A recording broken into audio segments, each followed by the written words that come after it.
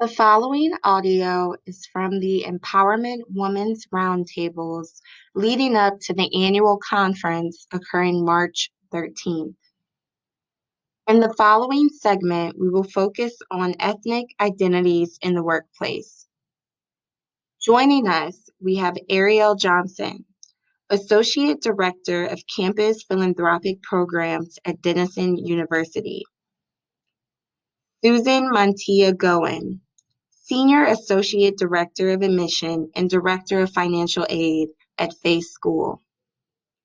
Thank you for joining us. We hope you enjoy. Hi, I'm Susan Montilla Going. I am a Denison class of 1999. I'm happy to be joining you today. I identify as Puerto Rican and I use she, her, hers pronouns. I have worked in school settings. I started off in college admissions at Tufts University and then transitioned to working in independent schools. So private day and boarding schools throughout New England.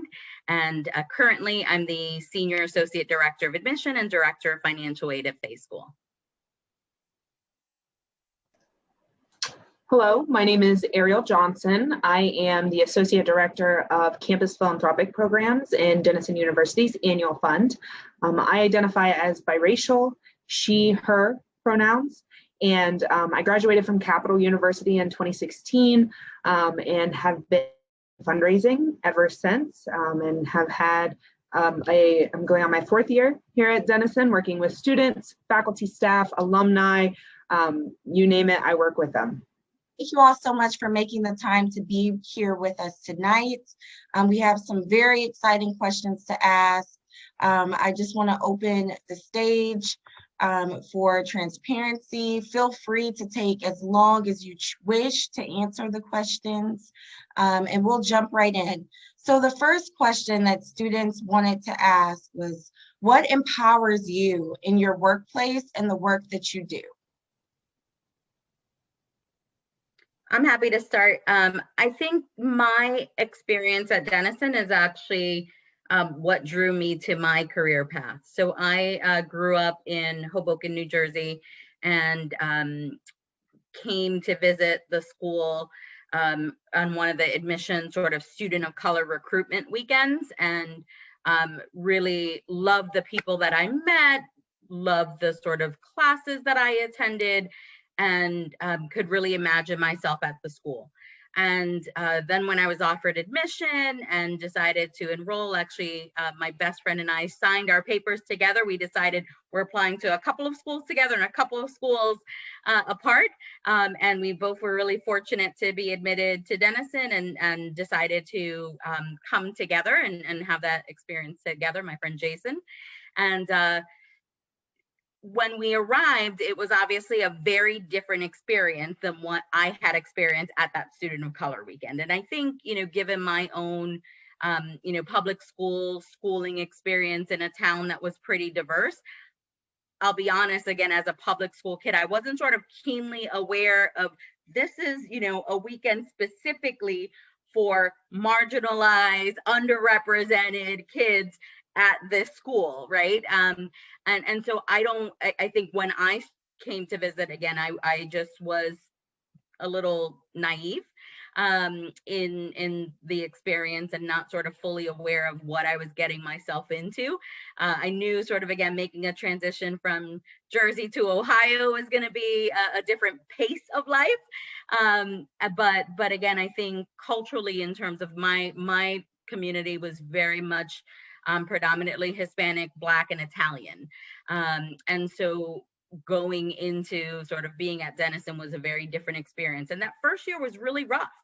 And I honestly sort of contemplated changing schools and going to a school in New Jersey that was a little more within my comfort zone or what I knew. And thankfully, Denison had a multicultural ed office, and Dr. Lovelace was the department head there. And, she called me in when she heard I was thinking about making a change, and we had a really honest heart to heart. about, what is it that you want to gain out of your college experience, whether it's, at Denison or elsewhere.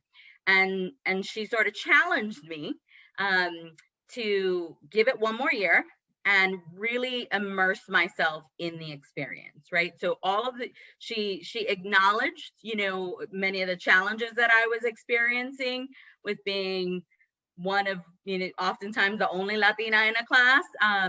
And she challenged me to sort of say, well, what can you do about it? How can you help make the school better?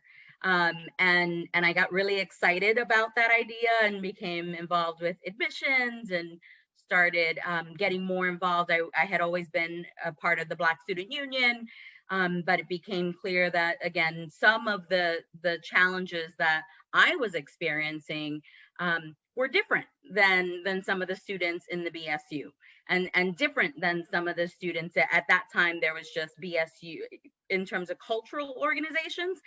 There was BSU and there was DISA. And so a group of us got together and decided to found La Fuerza Latina as a way of, again, how do we give back to a school that has made a commitment to us, right? Who is opened sort of its doors and committed to educating us, and how can we also help educate them about our experience. And so my experience at Denison led me to really appreciate even more issues around access and equity and representation in schools. And so when I was graduating from Denison, I sort of wasn't quite sure what I wanted to do. I sort of had these ideas of maybe I'll go to law school someday. But financially, again, we weren't sort of in a position to just go right to grad school. I didn't want to sort of burden myself with heavy loans, and we just sort of, I wanted to make some different decisions. And Nancy Gibson, who I know is still at Denison and a force at the school, encouraged me to think about admission, just sort of given my background and helping the school there. And I've got to say, I think that those sort of close relationships and mentorship and being able to have these open conversations with some powerful women at the school helped me figure out, well, what is it that I want to do, right? Again, I think the idea of law school was cool because it seemed like lots of kids were going to law school, and maybe I should, and maybe that'll help me make a lot of money. But having these sort of conversations really helped me think about what do I see as sort of the things that are going to nurture me and make me excited to work. And it really sort of became things about access and equity in education. I was a first generation college student in my family, and it certainly changed the landscape of my family. Now I have nieces and nephews who have gone on and graduated, not all of them, but some who have, generationally. My son knows he's known he's going to college since he was, we're rocking his first Denison tee. And so I've always known that, again, education can be transformative, and finding my way and voice in helping communities, especially predominantly white institutions, which is where I've been at throughout my career, helping them understand, again, that they are gaining just as much as the students are with our presence, with our engagement, with all of the things that we bring to the community. So that's sort of how I fell into my career, and one of the things that I really enjoyed about it. Awesome. Thank you so much for sharing. I really appreciated in your story how you've learned to leverage your different identities and experiences to make a difference in your current work. Extremely inspiring. So once again, thank you. Ariel, we're going to bounce the question to you. What empowers you in your workplace and the work that you currently do? I think it's really interesting because I actually have a very similar story as Susan's, in that I did go to a PWI, and I come from a single family house or a single mother household. As I actually went to a very rural school, one of like 3 Black students in my whole class. I was like, I'm going to school in the city. I'm doing this. This is what needs to happen. I need to get out of here. But I came to Capital on a full tuition scholarship as a Capital Scholar. And it was because of that and the uniqueness and what they saw in me that I was grateful. And I realized that it was through donor dollars that I was able to get that scholarship. And that's why I went into fundraising. And that's why I'm in higher ed, because of access. I was like, someone did this for me and I want to give back. And I realized that this is one of many, as Susan demonstrated, ways in which we can give back to students who are underrepresented on higher education institution campuses across the country. So thank you, Susan, for sharing that. Not only does it make me proud to be in the alumni office and to work with wonderful alumni like you, but it's nice to know that, to have a similar story and that, this is how it kind of starts, right? And it starts on college campuses. I wrote down just, and I think Susan touched on a lot of them. Community was a big one, right? Having the people around you who support you and uplift you, even in times where it feels really, really difficult, right? So that may be people in your office, it may be people outside of your office, and having that community, whether it's people who look like you or people who think like you or whatever it may be, I think is extremely important. I wrote down this perspective as well of and versus or, right? It can be and. It doesn't have to be or. It's not one or the other thing. It's not all or nothing, right? It can be, as Susan was saying, it can be giving access to students of color and giving, white students a better experience. And I think that carries through in a lot of different ways across a professional experience, right? It can be and then the last thing I wrote down was transparency. I think that ability to be authentic and honest in a workplace in which, there are situations for it. But in those moments, right, where I feel trusted by the organization to carry forward these values and these goals, right? I think that empowers me, right? That trust, that transparency of this is what we need from you, and this is what's going to help our mission, and here's how you can give to that. I think a lot of that just speaks back to Susan's story, but I do think all of them come together though in a way that it can empower anyone, but I think especially me as someone who does have multiple identities in a workplace. Awesome. Thank you so much for sharing. I love that both of you have a strong why, and it's something that's ingrained in your personal experience and lifestyle. So it's unwavering. And I just want to take this time to say we genuinely appreciate the work you both do for communities of multi-ethnic identities and beyond. As Ariel said, it is an and that is thoroughly appreciated. So moving forward with our next question, this kind of mirrors some of the concepts Ariel was getting into in the sense of trust. So since both of you have very higher ranking positions or, a lot's on the table when it comes to the work that you all do, what are some ways that you prepared yourself mentally for the positions you currently have? Building confidence and trust within yourself to get the job done. I can go first for this one.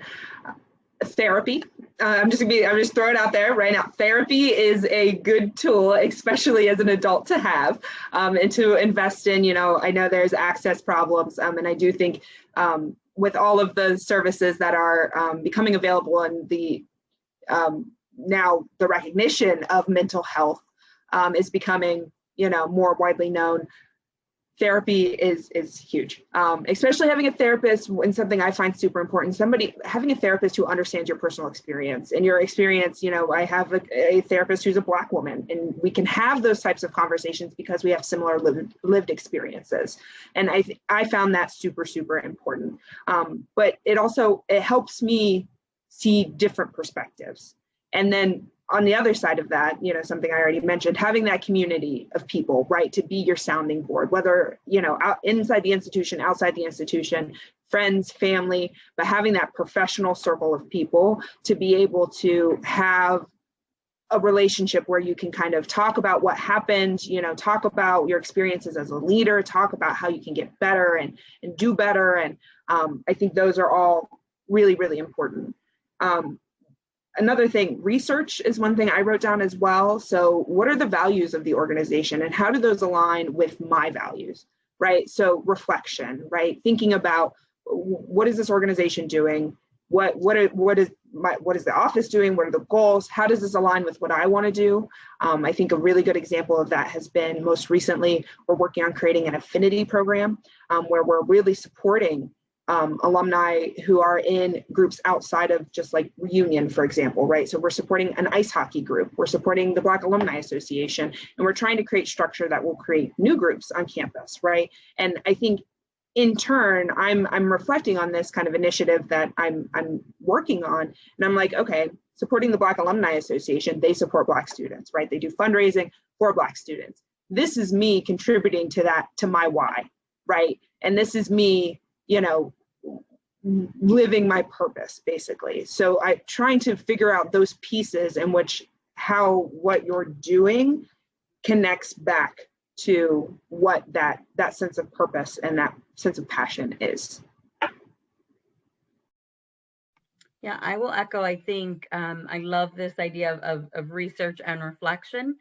I think when you do that, it allows you to find a fit, right? It's in admissions world, we always talk about the fit, right? Whether it's a school fit or, cultural fit, academic fit, does it have your programs? We talk all about fit. And I think in terms of the workplace, that is equally important, right? I think when you think about the amount of time that you are engaging in work, and especially for me, sort of when you're early in your career and you want to prove that you are the hardest worker bee, right? That I can do this and I want to gain access to be able to move up within an organization, right? You're dedicating a lot of time and energy. And as you transition within your career and earn more senior titles, again, the expectation and the time and the workload is also going to be pretty extensive and can be really demanding. And so taking that time to really research and reflect your why and what, again, within that particular organization works for you and doesn't work for you is very important. I think when I graduated, I wanted to take a job that I could honestly promote, that I felt really good about. And my mom's like, just get a job, sweetheart. But it was really important for me to again connect with something where I had discovered a lot about myself, at Denison. And again, a lot of what I needed or a lot of what I wanted, and sort of, I didn't know I wanted to remain in education as long as I have. But I knew that this was always something that was important to me and something that I was going to continue in my life, whether it was, as a community service activity or professionally. And as I was exploring, different job options, because right out of college, I sort of I'll apply to some paralegal jobs, I'll apply to some admissions jobs, I'll sort of apply broadly and figure out what fits at that time. And what fit was, again, working in education. So this idea of really examining what you need so that you can bring your authentic self to the table is really important, right? So I've worked in independent schools and private schools my entire career, and I am proudly a public school kid throughout high school. And so I make that very clear and very known that I think there are many paths to success. And it's not just rooted on, well, if you want me to sell your school, I'm not selling a school, but if you want me to help market and introduce your school to people, don't ever think that I'm gonna, sort of rail on the public school or the public school kids, because guess what? We can turn out great too. And so being able to have those authentic conversations early on, in very professional ways, but making sure that they have a really good understanding of what are the things that are important to me, what are my non-negotiables, right? And sometimes there are a couple, and early on in your year, maybe in your career, maybe there are a small list of non-negotiables, and as you transition and earn more seniority, maybe there are a few more. But I think being able to do that reflection about your why is going to be really important, and can absolutely enhance any work experience. Awesome. Thank you both for sharing. When you all were sharing your answers, I thought of myself and how, as both of you mentioned in your own way, internal self-reflection is needed to help safeguard that experience. So, as Susan said, your non-negotiables, and as Ariel mentioned, you're grounded by your why. Just very beautifully well said. So once again, thank you. In light of our conversation on conversations, how do you navigate difficult conversations in the workplace? And how does this impact your work? I'll start that one. I think being open-minded and being understanding that there are multiple perspectives, right? I think whenever we engage in a conversation, I bring all of my experience and my background, and again, even what I'm dealing with right at that moment, whether it's my 13-year-old who's having an issue or other pieces, right? I bring that experience to the table, and I have to be really open-minded and understand that, again, people are approaching whatever the challenge is from their perspective. And if we can all agree on finding what is in the best interest for, in my case, for the students, then we can agree to disagree, right? We can come up with another decision that is different than what I really wanted or thought would be best.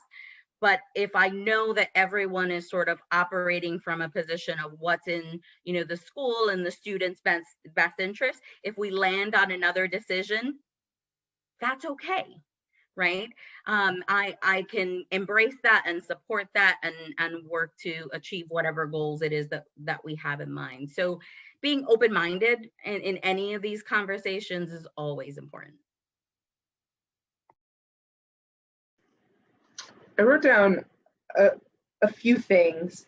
Time, I think, especially as a young professional, we tend to want to react in those moments. And as I'm moving forward in my career, I'm realizing, like, you gotta just, because sometimes, especially difficult conversations, can also hurt feelings, right? And we're all human, right? We're doing these jobs, we're moving organizations forward, and we're working for institutions so they can reach their goals and live out their missions.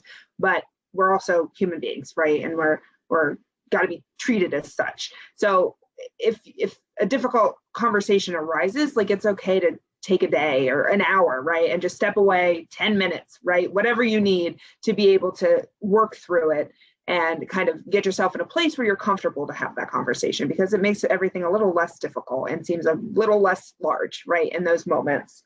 I wrote down part of professional work are those personal and professional relationships. And I think Susan did a really good job, right? Like, it's whatever moves the organization forward at the end of the day. And as long as we're doing what's best for the students, whatever's best for the alumni, the faculty and staff, for the best for Denison, that's what matters. And that's fine.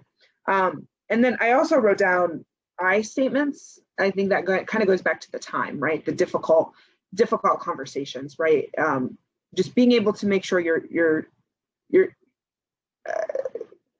talking about your feelings in a way where you're talking about your feelings, right? Instead of, you know, and having and being responsible for those feelings, because it's okay to have those feelings, but you are also accountable to those feelings and how that conversation is going and how you're addressing that conversation at the end of the day. So those are just a few things that I've learned in my time as a professional that I think makes having those difficult conversations a little less difficult. Yeah, I would say being comfortable acknowledging the ouches that you receive, but also the ouches that you inflict in different situations, right? And being open and honest about acknowledging, wow, you know, that absolutely was not my intent, and I am so sorry that was how it impacted you. You know, and giving people again the time and the space if they need that to process it, and for you to again process it and figure out how can we move forward. I think again with especially in my role,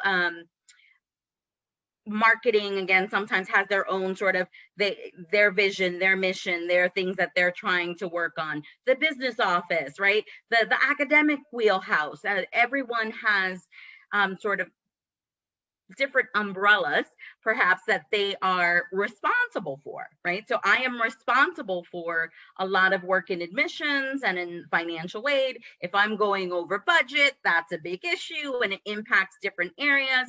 But ultimately, again, it's sort of my responsibility to care for that, and knowing that I bring that experience, I sort of bring that lens to the conversation, and acknowledging, you know, that maybe the math department chair is, you know, seeing it this way because they're hearing X, Y, and Z from their faculty, right? And they're working on some challenges that they're trying to solve. Acknowledging that piece, and that it's not always going to be, it's going to be messy work, right? Moving things forward, change can be difficult, can be done, and often is very important, but it can be messy, and you've got to be comfortable with discomfort.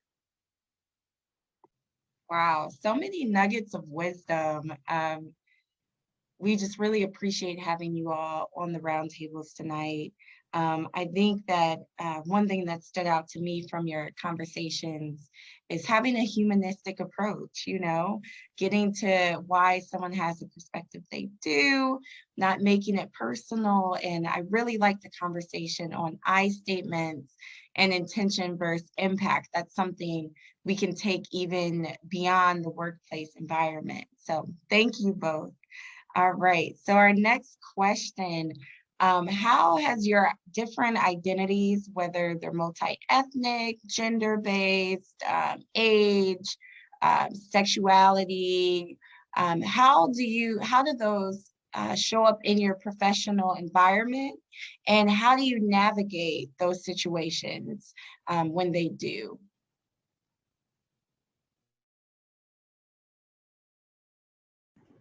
I can kind of start. I think we touched a lot on our why, right? And I think that is directly, I think both for me and Susan, directly connected to our ethnic identities. It's connected to me, especially as a Black woman, right? I think that's important.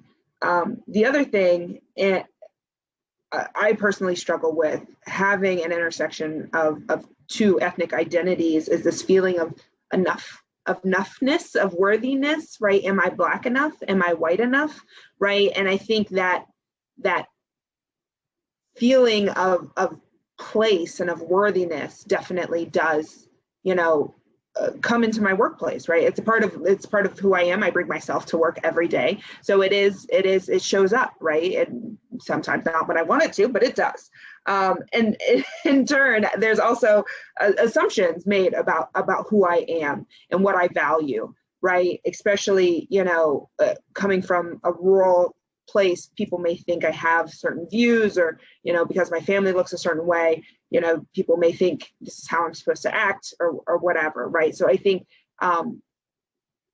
navigating that is especially hard when you do have this kind of intersection, right? It's like, and then it comes back to that, it's and, not or, right? I can be this and I can be this at the same time, like that is possible. And I think having multiple, being biracial, I think you embody that and at times, right? And you have to, I also wrote down this acceptance of like who you are, right? Like I can't be, I have to have this, I have to just accept it, right? Professionally and personally, right? Like this is how I navigate the world. This is how I live in this world. And that acceptance helps me, right? Reassures me of who I am and how I move through the workplace. And then it also goes back to that community of folks, right? Having people who have similar identities, who can, you know, talk about this experience, you know, as much as they can. You know, it's never exactly the same. I think that's important to keep in mind. Something I've been, you know, I faced is like, oh, that person's biracial. That doesn't mean they have the exact same experience, right? Especially because I've not met a lot of biracial people in my life. So, but understanding that though they might not have the exact same experience, they may have similar understandings that may help you navigate some of those issues and, you know, situations at some point. I recall I would say it was my first week at I worked at Phillips Academy Andover, and I was the director of student of color recruitment. And I remember a Latina from California coming into my office, sort of knocking, is like, so is it Miss Mantilla or Miss Mantilla?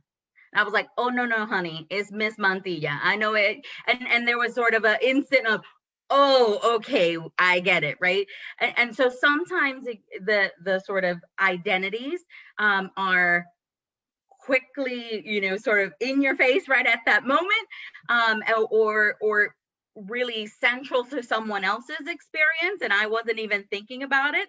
And other times they're not. Right. And other times my experience as a mom to, you know, a son who is half Black, half Puerto Rican, that might be the identity that is at the forefront of my experience in a particular situation.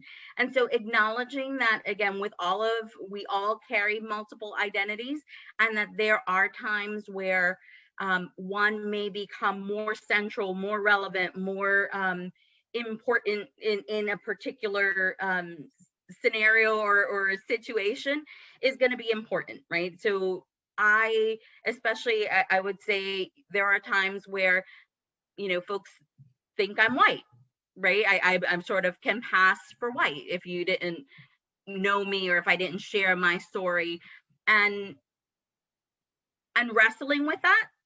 I think sometimes, again, I've had these moments of, oh, wait a minute, like I really, you think I'm white? And just because I have, again, never sort of thought of myself as anything but Latina, Puerto Rican. Again, it's been such a central part of my identity and my experience that for someone to sort of, it's a little different than the not enough piece, but to have that moment of, oh, wow, you see me as something very different than how I see myself, or how I have experienced my life, or my experience within this community, can be really jarring. And so taking that moment, you know, I've got to say, Ariel, kudos to you for saying therapy, because I know there were moments where I absolutely have needed, wanted, and engaged in therapy, because having that space to process with someone who is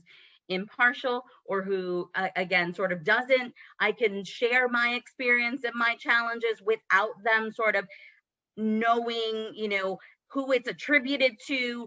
It's helpful, and it's important. It's an important tool for you to process your own life and your experience. So I absolutely agree. Again, I highly recommend that if you're ever feeling like you need that a safer space to chat, I encourage you to look at that. And sometimes, again, it can happen within our communities, whether it's our school communities or our neighborhood, or whatever kind of communities we're a part of.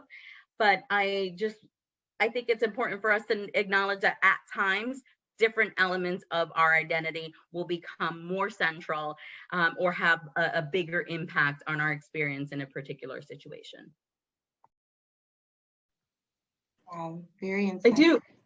Go I ahead. do want to just bring out this one concept that Susan brought up, right? The perception of others that I think lays heavy, especially on women of color, right? And people of color in general, right? And I think that's something I've been really aware of, right? And not owning that perception, right, Susan? I think you did, a great job of articulating that, right? Just because someone perceives me as that, right? That doesn't mean that's what I am. And I think I want to reiterate that, because I think, Susan's story about how you're perceived and what you are, right? And processing that is so important, right? But then also that firmness and who you are, and owning who you are rather than owning the perceptions of what other people may think you are. It's a long road, I'm finding, though, to get to that point. And being comfortable with who you are can change. Right? Yes. Thankfully, who I am now is a very different person than I was in my 20s. Hopefully a much better person, a more evolved, engaged, citizen. And I think allow yourself that process of growth, and allow yourself, I think especially women, oftentimes don't lean, I hate I'm throwing in the lean in book, right? But like, you don't lean in or really, we have experiences where we've had opportunities and maybe we've passed it up because, oh, it's not the right time. Oh, but that's going to impact this, or, oh, how will that be hard? Believe in yourself. Like, you need to prioritize yourself as well. And I think women, and in particular women of color, we don't often allow ourselves to do that, because we sort of often, have been asked, pushed, needed to take on the role of caregivers for others. And that is an amazing and beautiful thing. But also, don't forget about yourself in that process, because you are just as important. What you want, what you need, all the effort that you put into your education, you've earned the opportunities that come your way. And I remember, when I had my son, that first year, it was like, gosh, I travel a lot. Do I want to leave him? What can I do? Do I just step back? I loved the community that I was in. The school culture felt really great. And it was the kind of community that I could see myself living in and retiring. But my values changed, right? Because now I had a little one. And there were parts of me that were really nervous about saying, well, do I go for a director of admissions? I'm 30-year-old Latina. Like, I don't have a master's degree. I don't have this. I don't have that. Should I go for it? And I went for it, and I got it. Right. And I worked my tail off for it.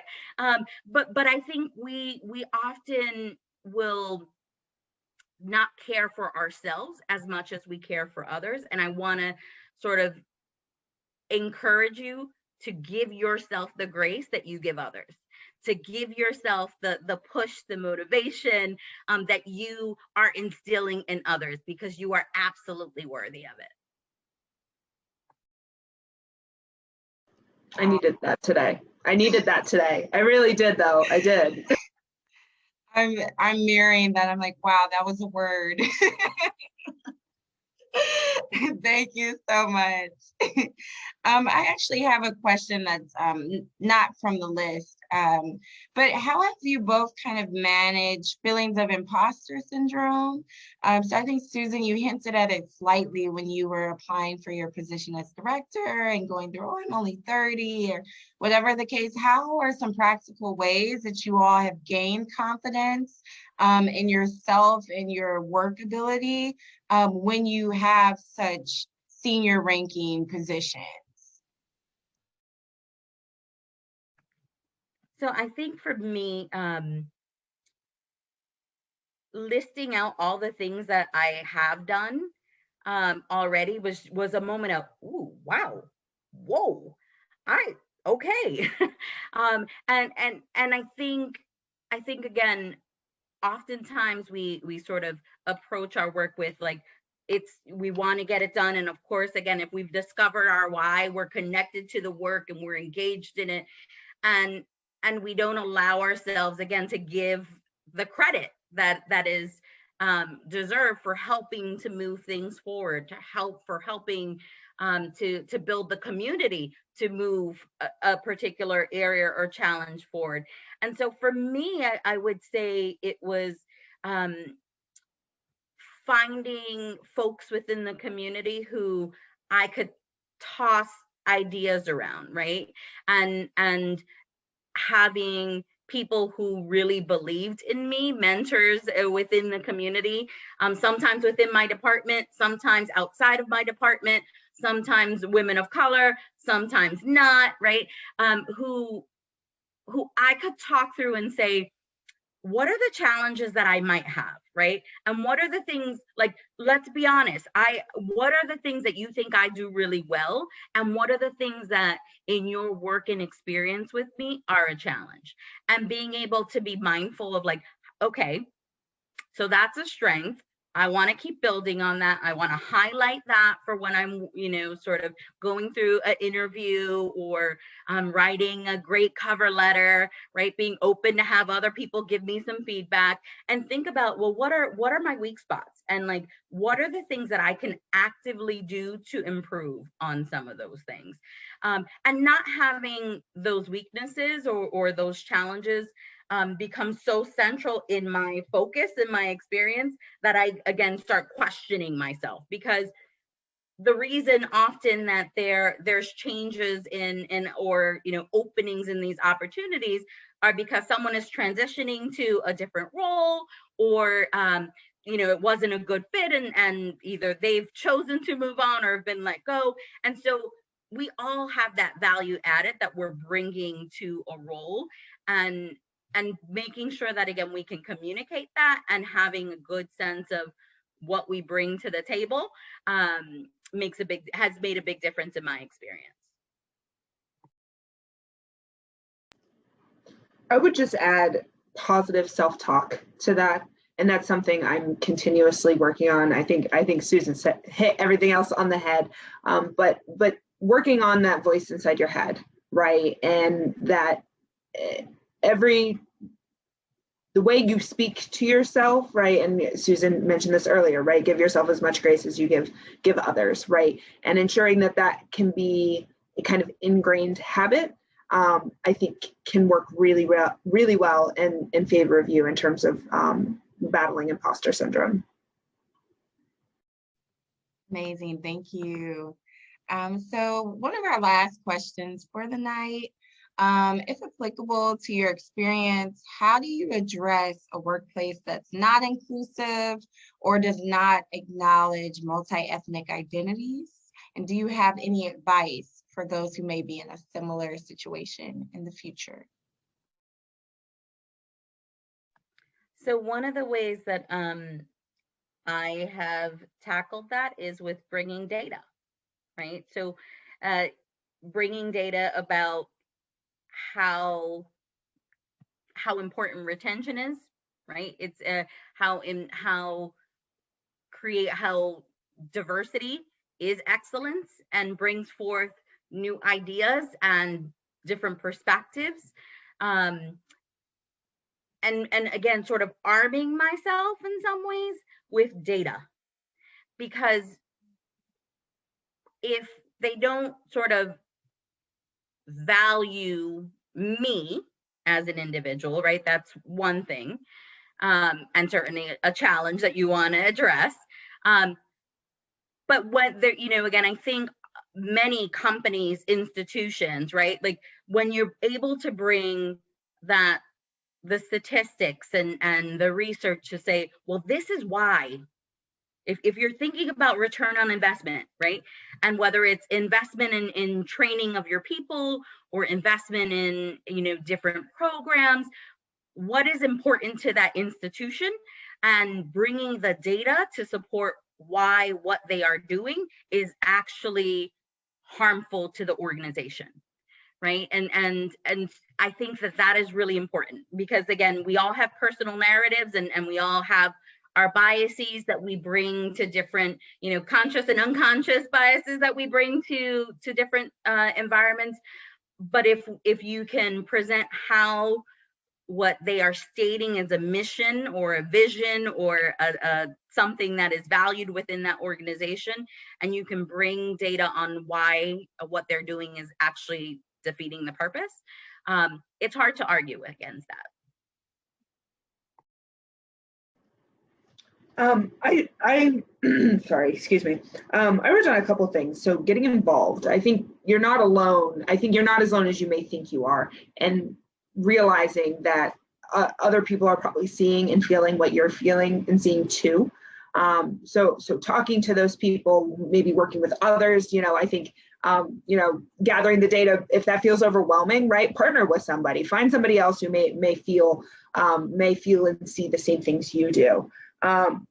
But being authentic and taking care of yourself, I think those are the biggest things, right? Do the things you need to do to be the best you, period, right?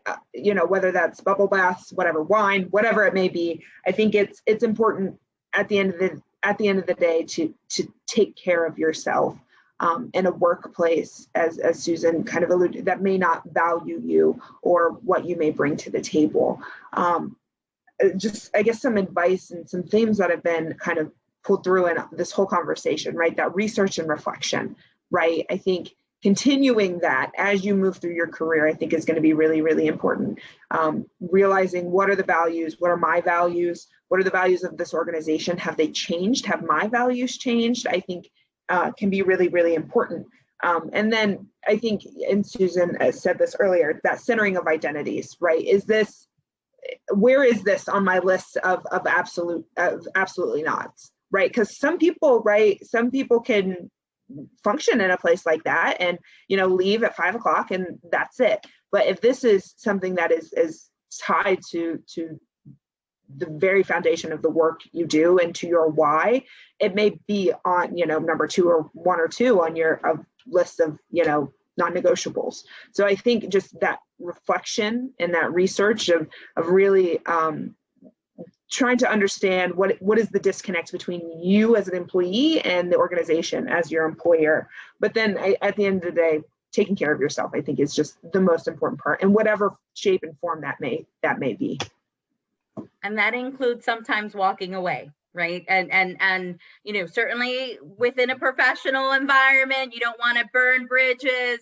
You want to make sure that you have folks who can be a reference for all of the great work that you do. If you're, finishing out a contract or, finishing out a project, making sure that, again, you don't burn bridges along the way, but make sure that, again, you bring so much value to any space that you inhabit, right?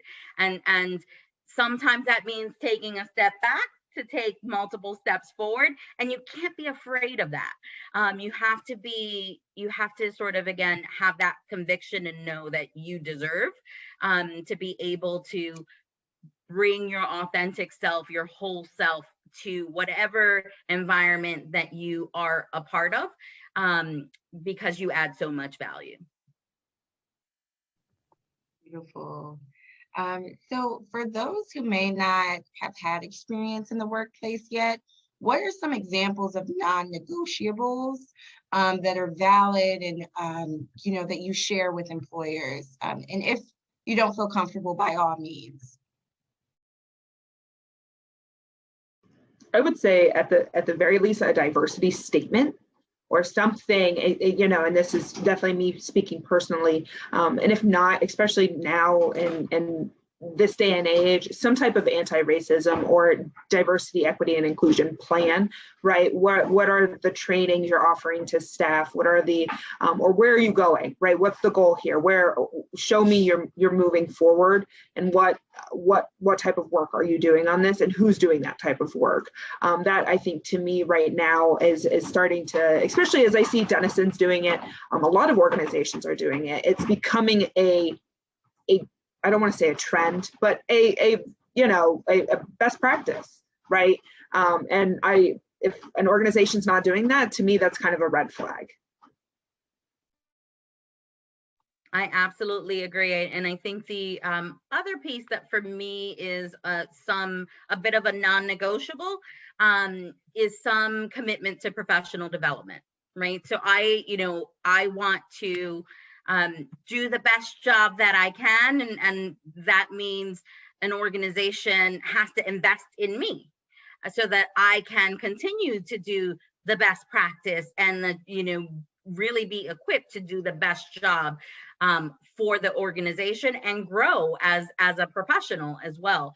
And again, there are lots of ways that professional develop. It doesn't have to be, a big grant or a professional development opportunity that takes you to another part of the country. It could be, access to great webinars or other things, but some kind of investment in me to continue to help me build in my craft, right? So that I don't become stagnant and don't know what's going on and can't really do the job that the school has hired. In my case, the school has hired me to do. So those are I think Ariel nailed it right on the head. And for me, that's been a big part of all of the selecting the schools that I've worked at. Certainly, obviously having the opportunity and getting the job offer is part of it, but you have to say yes, and I'm going to agree to do all of those things.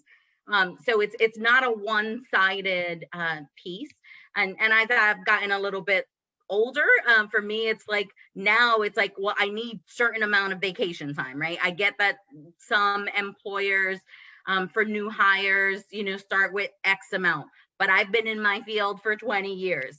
There's no way I'm going back to 2 weeks of, vacation. It doesn't work for my life, right? And so again, I think as you get further along in your career, some things of those non-negotiables may become more apparent to you or more important to you. But I think Ariel's, sort of the institutional commitment to DEI, and again, the commitment to helping you be your best self in your role, or to help you develop for another role within the organization, those absolutely should be central to any job search, in my opinion. Absolutely. Thank you both for sharing. So now I'm just going to open the floor if any of you have any comments or things you would like to share.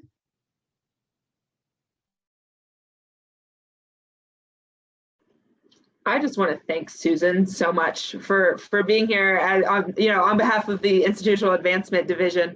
I just appreciate your time tonight as an alum, and for being here. I've loved to just listen to your story and everything you've had to say. I mean, it's helped me. So I didn't, I definitely expected to learn a lot, but not as much as I have sitting on this panel with you tonight. So thank you so much. Thank you. That is so kind of you, and I am so excited to be back at Denison, even though I'm in my house, but to be re-engaged with the school, and Denison will always have a special place in my heart, and I've loved being helping with going and doing fairs for my school. Sometimes I'm doing fairs for Denison or alumni interviews, and it's because Denison is such a unique and wonderful community. And so to the students who are watching, embrace it, enjoy it. I know times are hard. We're living in some odd times, and you guys are having to make some big adjustments to your life because of the pandemic, but embrace the opportunity, use those connections, give back any way that you can. If you're not able to make huge donations, find other ways to engage with the school, because I don't take for granted any of the wonderful experiences that I had in the community with faculty, with staff, with administrators, with my peers. And so thank you for this opportunity to connect, re-engage with the Denison community tonight. Absolutely. Well, once again, thank you both. To those viewing at home, the Empowerment Roundtables do lead to the Empowerment Women Conference experience.